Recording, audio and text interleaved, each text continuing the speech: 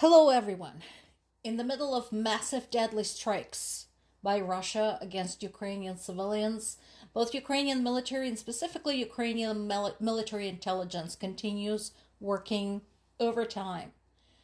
And the information we're getting so far, the chatter we're getting from them, is not just about Ukraine, but it also pertains to other countries. So the first piece of information is that Russia is planning to strike the president's office in Kyiv.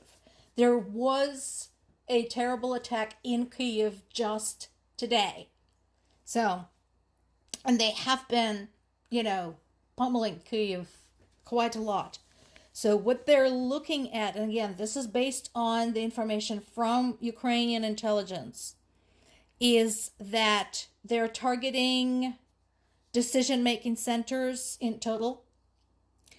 And that includes the office of the president.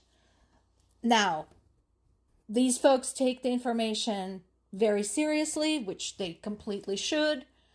And again, what they're forgetting, what the Russian military is forgetting, is that not only does Ukraine have the intelligence about what they're doing, but also Ukraine has tools to also target Moscow. And another piece of useful intelligence is this one, and this is what I meant when I said this pertains to everyone. There are possible Russian plans to attack Ukraine and or NATO from Belarus. Belarus government has been kind of starting to talk about recalling the reservists and conducting military exercises. And so the fact that Belarus President Lukashenko is a vehement supporter of Putin is well known. So personally, I agree with Zelensky here, and I agree with Ukrainian intelligence. Countries should take this seriously. I mentioned in the past, if you want to see what this means, look at the map of Belarus. It has a lot of access to NATO territory and EU territory. There's an overlap there, obviously. So, yeah, definitely something to consider and something to further investigate. Now, remember that whole thing about Russia prohibiting any and all images showing any possible damage from Ukrainian strikes against Russia's military-industrial complex and Russia's oil industry? Yeah, it's not working. Because there's been a big strike against an oil refinery in Ryazan, and there are tons of photos and videos already posted on all over social media showing massive fire going on. So, complete with smoke, fire, flame, all that jazz, explosions. So, yeah, so far that ban on those images is so not working. When the possible ceasefire between Russia and Ukraine for Victory Day was approaching, I mentioned that there were possible plans to conduct another large prisoner exchange. So, at the time, they were talking about 1,000 for 1,000, right?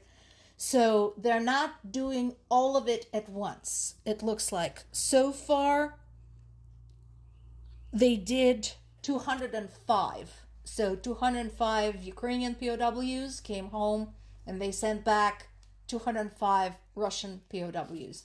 I will check with my parents to see if our POW might be on the list. Again, it's very hard to tell. And again, they're trying to get people back who have been there the longest. So, again, totally understandable. All we can do is wait and hope. But again, I'm very happy for the 205 families who are getting their loved ones back this time around. And this is one of those things that really should horrify and disgust people. Apparently, a Russian military unit had recorded footage of its own drone attack on a United Nations vehicle in Kherson when it was delivering humanitarian aid.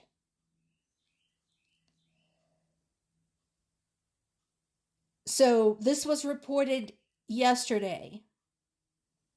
The United Nations Office for the Coordination of Humanitarian Affairs reported that a clearly marked UN vehicle was struck by a first-person view drone. And of course, their argument is that civilians and humanitarians should not be the target. Well, sweetie, we know that they shouldn't be the target, but we know that they have been the target through this entire war. That's what people of Ukraine have been trying to tell you. Rescue workers, civilians, children, newborns, pregnant women, everybody seems to be fair game as far as the Russians are concerned. And today, the video was posted on Telegram. So it opened with the logo of Russia's Dnieper group of forces operating in the partially invaded Kherson region. And there it was. Now, the post has been deleted since then.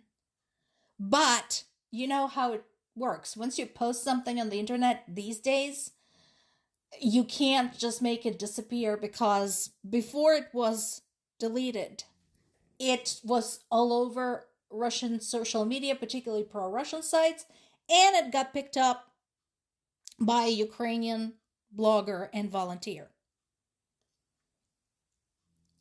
So, aside from the sheer stupidity of doing something like that and then bragging about it, attacking a clearly marked UN vehicle is a war crime. Is anything going to happen as the result? I don't know. Under the current Secretary General of the UN, Guterres, UN has totally gone to pot. Gone are the days when UN would send the peacekeeping forces to protect population of one country from genocide inflicted by another country. So I don't know if anything is going to happen, but it's on record. And this also comes right after, as I said, a horrific attack that took place yesterday during an attack on Kyiv.